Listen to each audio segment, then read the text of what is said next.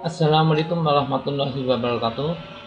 Alhamdulillahirabbil alamin. Kita bertemu kembali dalam pembelajaran tematik 6, tema 4 subtema 3. Dalam tatap muka kali ini kita akan membahas materi tentang kerjasama ASEAN di bidang ilmu pengetahuan dan teknologi.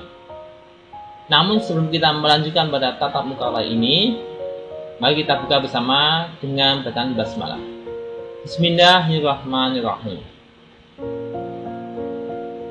Adapun tujuan pembelajarannya yaitu peserta didik dapat menganalisis posisi dan peran Indonesia dalam kerjasama ASEAN di bidang ilmu pengetahuan dan teknologi atau IPTEK.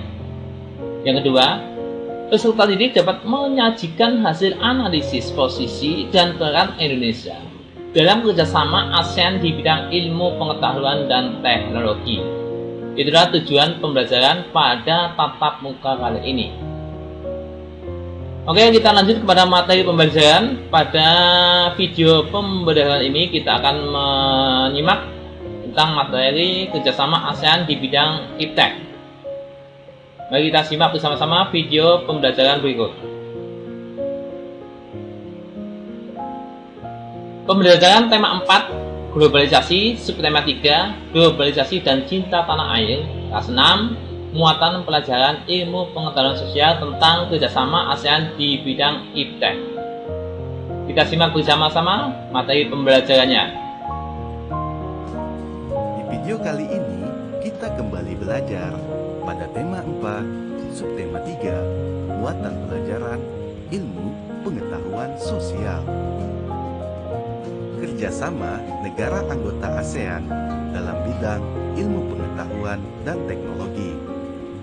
Tujuan kerjasama ASEAN dalam bidang ilmu pengetahuan dan teknologi adalah untuk meningkatkan sumber daya manusia yang memiliki kualitas dan daya saing dunia. Berikut ini adalah contoh kerjasama negara anggota ASEAN dalam bidang ilmu pengetahuan dan teknologi. Kerjasama yang pertama yaitu Deklarasi Penguatan Kerjasama Pendidikan yang dilaksanakan pada KTT ASEAN ke-15 tahun 2009. 2. Kerjasama yang bertujuan untuk meningkatkan jumlah tenaga ahli ASEAN. 3. Pertukaran pelajar antar negara ASEAN dalam program Studi Mobility serta ASEAN University Network. Tujuan kerjasama ASEAN. Tujuan yang pertama yaitu mempercepat pertumbuhan ekonomi, kemajuan sosial, serta pengembangan kebudayaan. 2. Meningkatkan stabilitas dan perdamaian. 3. Saling membantu di bidang sarana-sarana pelatihan dan penelitian dalam bidang pendidikan, kesehatan, teknik, dan administrasi.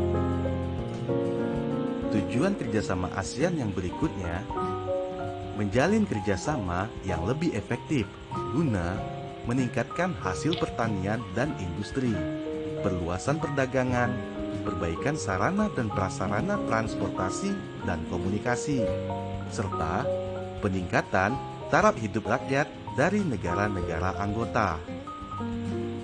5. Meningkatkan kualitas pendidikan. Mempertahankan kerjasama yang erat dengan organisasi-organisasi internasional maupun regional lainnya. Manfaat kerjasama ASEAN.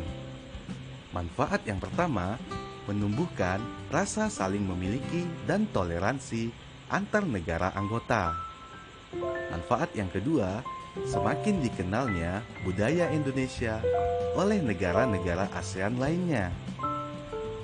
Terciptanya kawasan yang damai, bebas, dan netral dari pengaruh negara luar. Meningkatnya investasi dalam kegiatan produksi dan jumlah ekspor. Manfaat kerjasama ASEAN yang berikutnya yaitu semakin luasnya pasar internasional, pemenuhan kebutuhan dalam negeri, memperluas lapangan pekerjaan, Dan yang terakhir, meratanya perkembangan penguasaan ilmu, pengetahuan, dan teknologi di ASEAN. Selanjutnya, mari kita perhatikan peta pikiran kerjasama ASEAN berikut ini. Sikap Indonesia dalam kerjasama ASEAN yaitu bersikap proaktif dan memberi dukungan positif terhadap program-program yang dibuat oleh negara anggota ASEAN. Sikap yang kedua, bekerja keras dan mau menerima perubahan dalam era globalisasi. Sikap yang ketiga, menggapai cita-cita dengan giat belajar untuk menghadapi era globalisasi. Dan tujuan kerjasama ASEAN yaitu mempercepat pertumbuhan ekonomi negara-negara anggota ASEAN, mempromosikan perdamaian dan stabilitas regional, kemudian meningkatkan kerjasama untuk memajukan pendidikan, latihan, dan penelitian di kawasan Asia Tenggara. Selanjutnya, contoh kerjasama di bidang sosial, yaitu menjalin kerjasama dalam menanggulangi dan mencari solusi tentang perkembangan penduduk di negara-negara anggota ASEAN. Manfaatnya, masalah perkembangan penduduk dapat teratasi. Contoh kerjasama dalam bidang budaya, yaitu menyelenggarakan program tahunan kunjungan wisata ASEAN atau Visit ASEAN Year. Manfaatnya, memperkenalkan objek wisata, budaya, kesenian, film, dan musik negara-negara ASEAN. Selanjutnya, kerjasama dalam bidang politik. Mengadakan pertemuan rutin Menteri Pertahanan negara-negara ASEAN. Manfaatnya, meningkatkan hubungan diplomasi antar negara ASEAN. Selanjutnya, kerjasama ASEAN dalam bidang iptek. Contoh kerjasamanya yaitu mengadakan pertukaran pelajar. Manfaatnya, sebagai ajang untuk mempelajari budaya lain dan menambah pengalaman.